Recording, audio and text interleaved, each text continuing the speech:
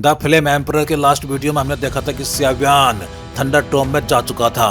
अब देखते हैं कहानी में आगे क्या होता है।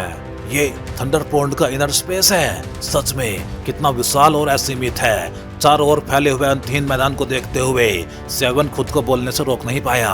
बस मुझे ये नहीं पता कि रियल लाइची आखिर है कहाँ। स्यावियान और मूगी सबसे पहले लाइट कर्टन को पार करके इस अलग स्पेस में पहुंचे थे, इसलिए स्यावियान ने चारों ओर नजर दौड़ाते हुए कहा, यह थंडर पोंड के अंदर मौजूद एक विशाल खुला स्पेस था। इस पूरे एरिया में लगातार थंडर पावर की लहरें उभर रही थी, लेकिन ये रियल थंडर पोंड नहीं था। ज्यादा से ज्यादा इसे थंडर पावर से भरा एक वॉइड स्पेस कहा जा सकता था। ऊपर देखो, तुम्हें क्या दिखाई दे रहा है? तभी मूगी ने धीरे से कहा। स्यावियान ने तुरंत सिर उठाया। उसने देखा कि उनके ठीक ऊपर आकाश में सैकड़ों फीट विशाल एक थंडर लाइट स्पीयर लगातार मचल रहा था। उसके भीतर अनगिनत थंडर करंट्स घूम रहे थे और उससे निकलने वाली भयानक एनर्जी फ्लक्चुएशंस इतनी खतरनाक थी कि स्यावियान और मूगी जैसी ताकत रखने वाले लोग भी अनजाने में डर महसूस करने लगे। वो थंडर लाइट स्पीयर लगातार हिल रहा था और उसके भीतर से लगातार थंडर पावर बाहर निकल रही थी। क्या यही thunder light spear void thunder pond का एंट्रेंस हो सकता है? थंडर पावर की उत्पत्ति को देख के स्यावियान के मन में अचानक एक साहसी विचार आया, क्योंकि पूरे एरिया में थंडर पावर का एकमात्र सोर्स यही स्पीयर था। अंदर चल के देखते हैं। मूगी ने भी सिर हिलाया। इस समय उनके पास आगे बढ़ने के अलावा कोई दूसरा विकल्प नहीं था। लगता है तुम दोनों की ताकत ही नहीं, तुम्हारी समझ भी काफी तेज है। अगले ही पल ओल्ड मैन दोनों के सामने प्रकट हो गया। सीनियर, उसे देखकर स्यावियान और मूगी दोनों खुशी से रुक गए। आखिर वॉइड थंडर पोंड के बारे में उनसे ज्यादा जानकारी किसी के पास नहीं थी। यह थंडर पोंड का इनर स्पेस है। इसे एक तरह का शेल्टर भी कहा जा सकता है। जहां तुम अभी खड़े हो उसके ऊपर दिखाई देने वाला वॉइड ही रियल वॉइड थंडर पोंड का एंट्रेंस है। वॉइड थंडर पोंड रहस्यों से भरा हुआ है, लेकिन उतना ही खतरनाक भी है। यहाँ तक कि मैं भी उसके कोर एरिया में जाने की हिम्मत नहीं करता। मिंगलिंग की आवाज में साफ साफ डर दिखाई दे रहा था। जाहिर था कि वॉइड थंडर पोंड के सबसे गहरे हिस्से में कोई बेहद भयानक चीज मौजूद थी।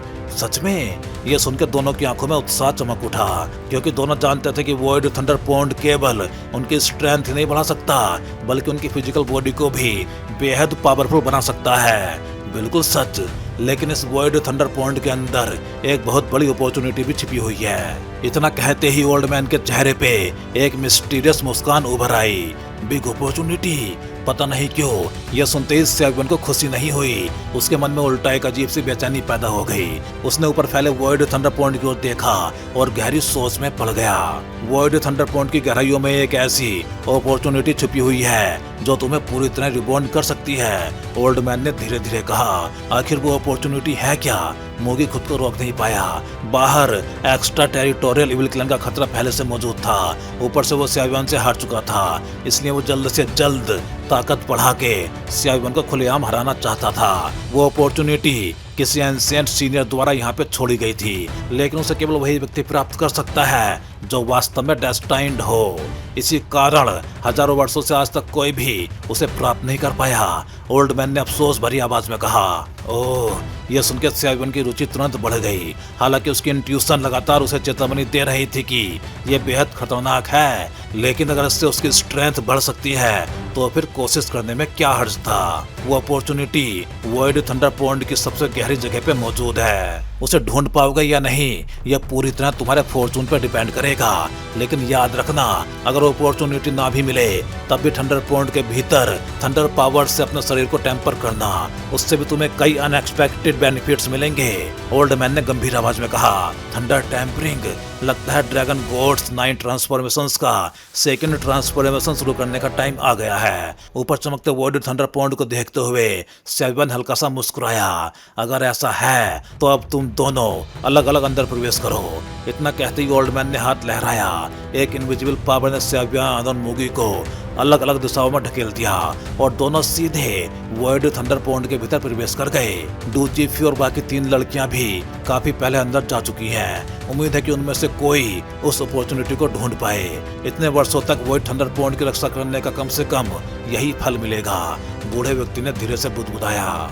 जैसे ही स्यावियान ने वॉइड थंडर पोंड में प्रवेश किया, उसके सामने का पूरा सीन बदल गया। चारों ओर केवल अंधकार था। तेज हरिकेन उसके कानों के पास सीटी बजाते हुए गुजर रहे थे।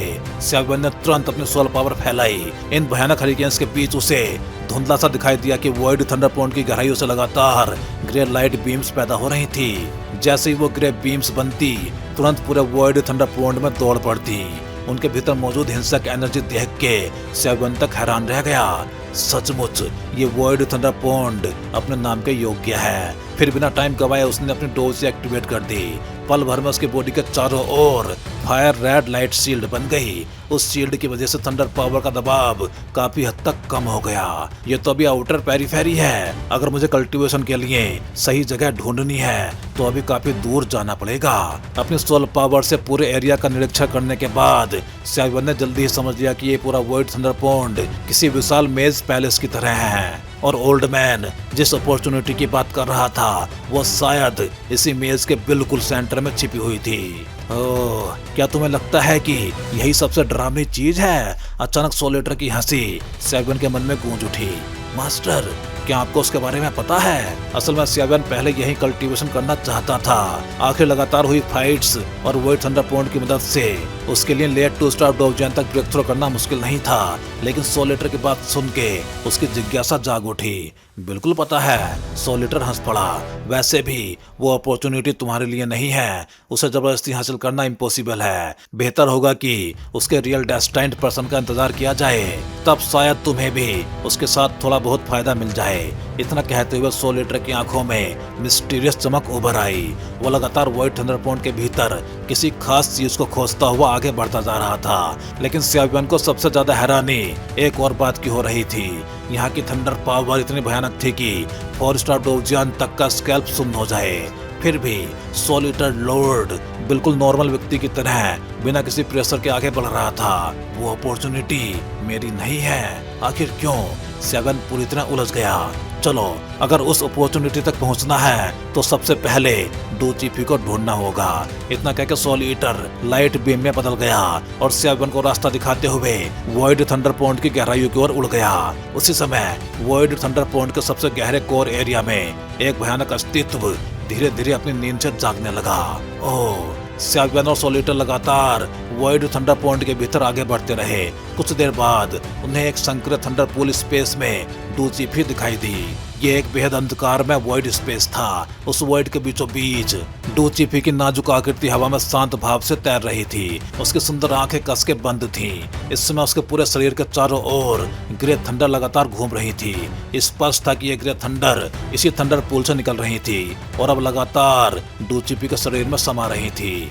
उसके शरीर से एक बेहद टायरेनिकल ओरा लगातार फैल रहा था। इसी समय उसकी भुजाओं के बीच मौजूद रीइंकार्नेशन टोकन भी अजीब तरह की वेव्स छोड़ रहा था। मानो थंडर पूल के भीतर कोई ऐसी चीज मौजूद हो जो उसे अपनी ओर आकर्षित कर रही हो। लेकिन उस तरह की एनर्जी फ्लक्चुएशन किसी नॉर्मल वस्तु से निकलना बिल्कुल इम्पॉसिबल था। ये सीन देख के स्याबियन की भौहें सिकुड़ गई। उसे हमेशा से महसूस हो रहा था कि ओल्ड मैन जिस ग्रेट अपॉर्चुनिटी की बात कर रहा था उसका डोचीपी से कोई ना कोई संबंध जरूर है। मास्टर, अब हमें क्या करना चाहिए? अपने भीतर की बेचैनी को दबाते हुए स्याबियन ने धीरे से पूछा। अभी जल्दबाजी मत करो, पहले डोचीपी के जागने का इंतजार करो। अगर अभी उसकी कल्टीवेशन स्टेट को जबरदस्ती तोड़ा गया तो उसकी बॉडी में मौजूद रीइंकार्नेशन टोकन पे कोई अनचाहा प्रभाव पड़ सकता है। सोलिटर ने कुछ पल सोचने के बाद कहा, आखिर रीइंकार्नेशन टोकन कोई साधारण वस्तु नहीं थी, इसलिए वो अपनी जिज्ञासा या स्वार्थ के लिए कोई जोखिम लेना नहीं चाहते थे। ये थंडर पावर तो बेहद पावरफुल है। पता नहीं क्या इसकी मदद से मैं ब्रेक थ्रू कर पाऊंगा? स्याबियन ने हल्का सा सिर हिलाया और फिर अपनी नजर थंडर पूल पर डाल दी। उसका दिल जोर से धड़क उठा। इन कुछ घंटों का फायदा उठाओ, तुम भी थंडर पावर को एब्जॉर्ब करना शुरू कर दो।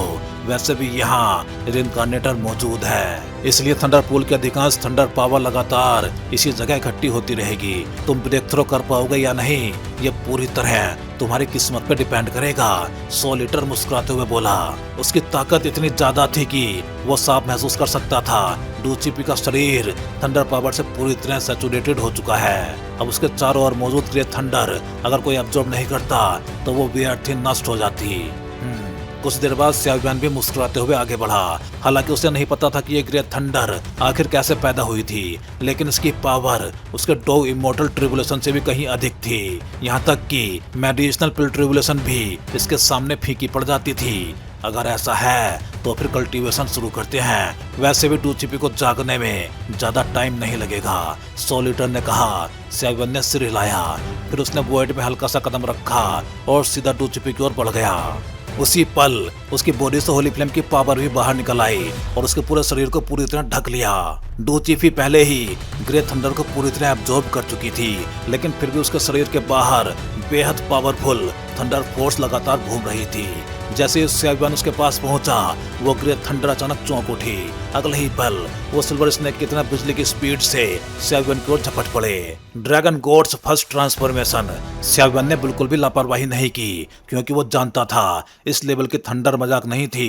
Dragon God's first transformation activate होते ही उसका पूरा शरीर हल्के गोल्डन लाइट से चमक उठा। उसके बाद चाहे ग्रेट थंडर कितने भी टायरेनिकल क्यों ना हो, वो स्यावियान को जरा भी नुकसान नहीं पहुंचा सकी। हालांकि ग्रेट थंडर बेहद पावरफुल थी, लेकिन जैसे ही वो स्यावियान की बॉडी से टकराई, ड्रैगन गॉड्स फर्स्ट ट्रांसफॉर्मेशन और होली फ्लेम के प्रोटेक्शन के सामने वो पूरी तरह दब गई। सिर्फ एक भारी सी आवाज सुनाई दी और अगले ही पल वो ग्रेट थंडर सीधे स्यावियान की बॉडी में समा गई। उनकी सबसे प्योर पावर उसकी बॉडी में बहने लगी। मानो उस आवाज को महसूस करके डूचिपी की सुंदर पलकों में हल्की सी हरकत हुई, लेकिन अंत में उसने आंखें नहीं खोली। वो अब भी लगातार थंडर पावर को एब्जॉर्ब करती रही। ग्रेट थंडर पूल के भीतर असंख्य वॉयलेंट थंडर लगातार उछल रही थी। हर बार उनके टकराने से पूरे वॉइड स्पेस में स्पेस रिपल्स फैल जाती थी, लेकिन अगले ही पल वो सभी स्यावियान द्वारा एब्जॉर्ब कर ली जाती।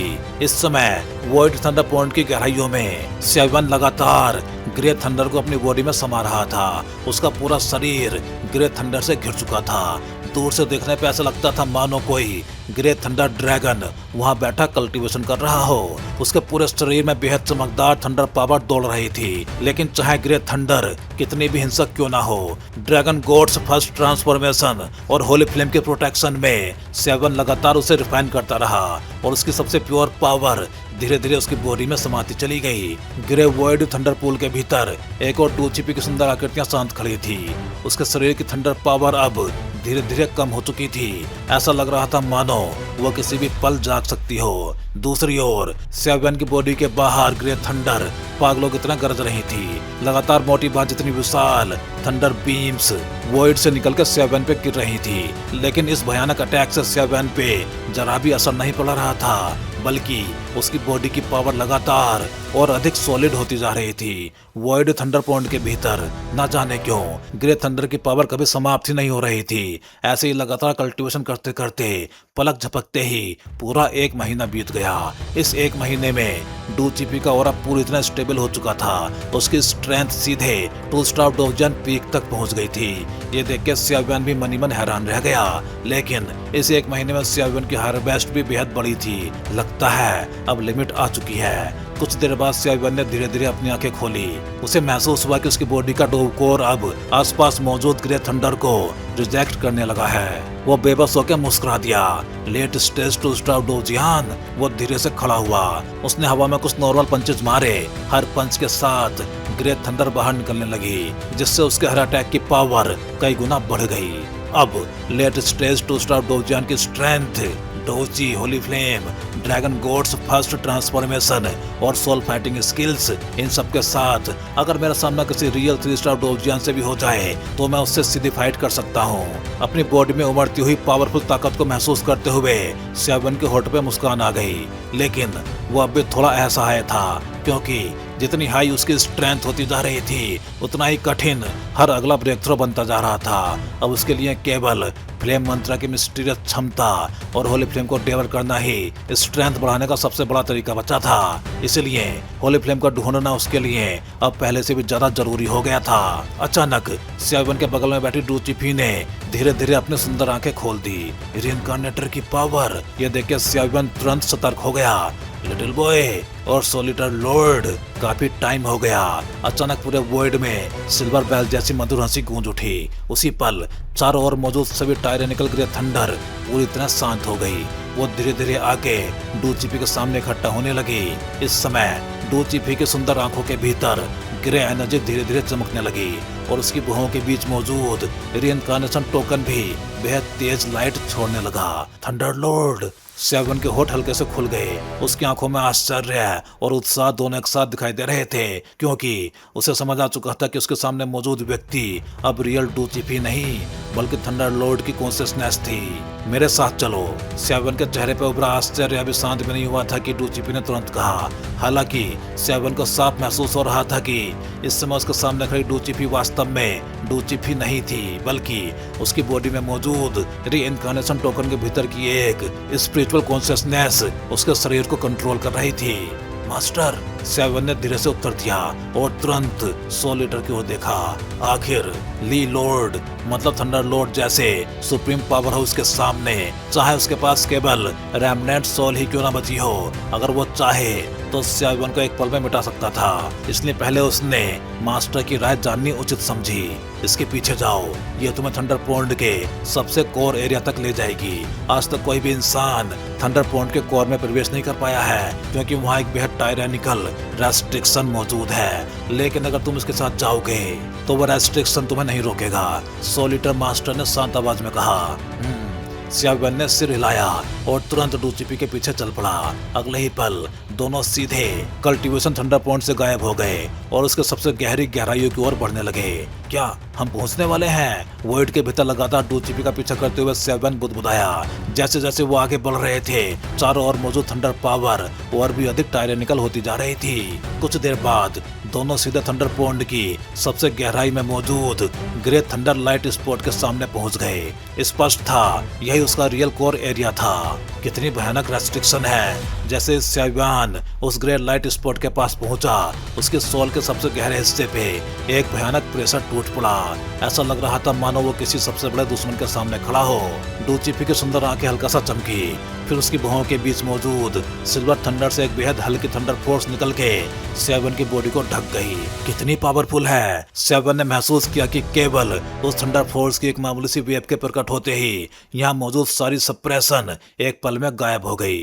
अब वो डूचिफी के शरीर में मौजूद रीइंकार्नेशन टोकन को लेके पहले से भी ज्यादा उत्सुक हो चुका था। इतने वर्षों बाद मैं आखिरकार फिर से वापस आ गई। डूचिफी की सुंदर आंखें सामने मौजूद ग्रे लाइट स्पॉट को देख रही थी। उनमें राहत की एक हल्की झलक दिखाई दे रही थी। चलो, उसने हल्की सी आवाज लगाई। अगले ही पल डूचिफी और सेवन दोनों ग्रे लाइट स्पॉट के भीतर गायब हो गए।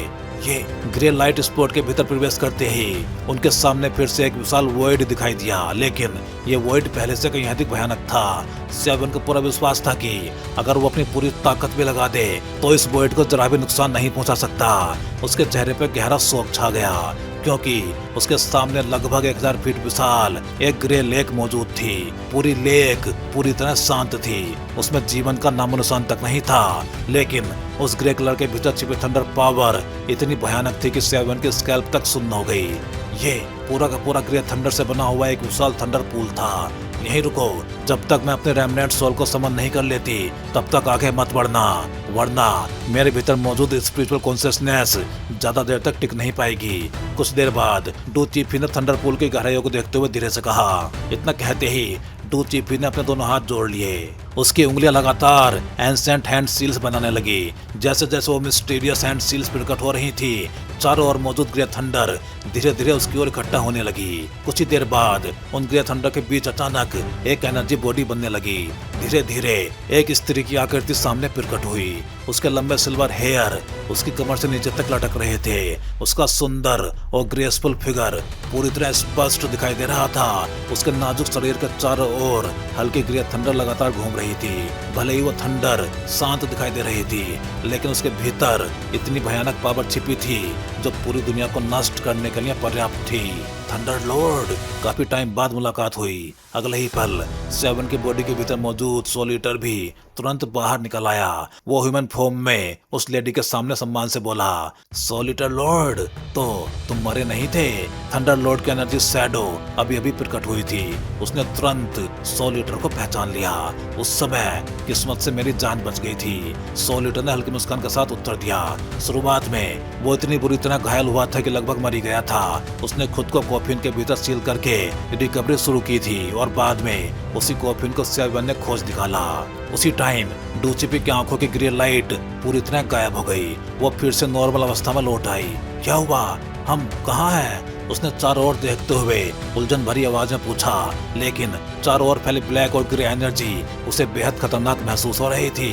डूचिपी सचमुच एक अच्छा नाम है। थंडर लॉर्ड की नजर धीरे धीरे डूचिपी पे टिक गई। आखिर यही उसकी रीइंकार्नेशन थी। सीनियर, आप? थंडर लॉर्ड की निगाहें जैसे ही डूचिपी पे पड़ी, एक भयानक प्रेशर उसकी बॉडी पे उतर आया, लेकिन उसकी भौं के बीच मौजूद ग्रे रीइंकार्नेशन टोकन भी एंशिएंट पैटर्न्स छोड़ने लगा। जैसा मैंने सोचा था। रीइंकार्नेशन टोकन की पुष्टि करने के बाद थंडर लॉर्ड के चेहरे पे संतोष भरी मुस्कान उभर आई। थंडर लॉर्ड, आप जैसे सुप्रीम पावर हाउस भी क्या सचमुच मारी जा चुकी हैं? सोलिटर खुद को रोक नहीं पाया और पूछ बैठा। हाँ, थंडर लॉर्ड ने धीरे से उत्तर दिया। एक्स्ट्रा टेरिटोरियल इविल क्लैन की ताकत हमारी कल्पना से भी कहीं ज्यादा थी। उस पहले ग्रेट वॉर में अनगिनत सुप्रीम पावर हाउसेज हमेशा के लिए मारे गए। ये कहते ही थंडर लॉर्ड के सुंदर चेहरे पे ठंडा किलिंग इंटेंट फैल गया। साफ था कि आज भी जब वो उन एलियंस को याद करती थी तो उसके भीतर असीमित क्रोध उमड़ पड़ता था। यहाँ मेरी केवल एक रेमिनेंट सोल बची है और मेरे पास अब ज्यादा मेमोरीज भी नहीं बची हैं और ना ही ज्यादा टाइम बचा है। इसलिए आप सीधे मेन काम करते हैं। थंडर लॉर्ड ने सोलिटर को देखते हुए कहा, क्योंकि इस समय सबसे जरूरी काम था डूचिपी की बॉडी में छिपी रीइंकार्नेशन पावर को पूरी तरह एक्टिवेट करना। आखिर उसकी बॉडी का रीइंकार्नेशन टोकन बहुत लंबे समय तक अपनी पावर से वंचित रहा था, जिसकी वजह से उसके भीतर की रीइंकार्नेशन पावर बेहद अनस्टेबल हो चुकी थी। अगर अभी उसे स्टेबल नहीं किया गया तो ये पूरी रीइंकार्नेशन असफल हो सकती थी, और अगर किसी रीइंकार्नेटर की रीइंकार्नेशन असफल हो जाए तो केवल उस सुप्रीम पावर हाउस की वापसी ही नहीं रुकती, बल्कि इस जन्म का शरीर भी पूरी तरह नष्ट हो जाता। इसीलिए रीइंकार्नेशन पावर को जगाना अनिवार्य था। तुम्हारा नाम सियावियान है। अगले ही पल थंडर लॉर्ड ने अपना सिर घुमा के सियावियान से पूछा, जूनियर सियावियान, लेकिन सीनियर आपको कैसे? सियावियान पूरी तरह उलझ गया। वो तो चाहता था कि उसका नाम इस पूरी घटना में आए ही नहीं। तुम्हारे शरीर से मुझे सियाव क्लैन की ब्लड लाइन की हल्की फ्लक्चुएशन महसूस हो रही है, थंडर लॉर्ड ने धीरे से कहा। मैं जानती हूँ पुरानी पीढ़ी की दुश्मनी अगली पीढ़ी पर निकालना उचित नहीं है, लेकिन उसके साथ मेरा हिसाब फ्यूचर में जरूर होगा। थंडर लॉर्ड की आवाज गूंज उठी। उसी पल चारों ओर थंडर पावर और भी भयानक हो गई। उस पावर को देख के सियावियान समझ गया, अगर थंडर लॉर्ड चाहे तो वो एक पल में उसे पूरी तरह मिटा सकती है। लेकिन इन कुछ शब्दों से सियावियान के मन में एक नया सवाल पैदा हो गया।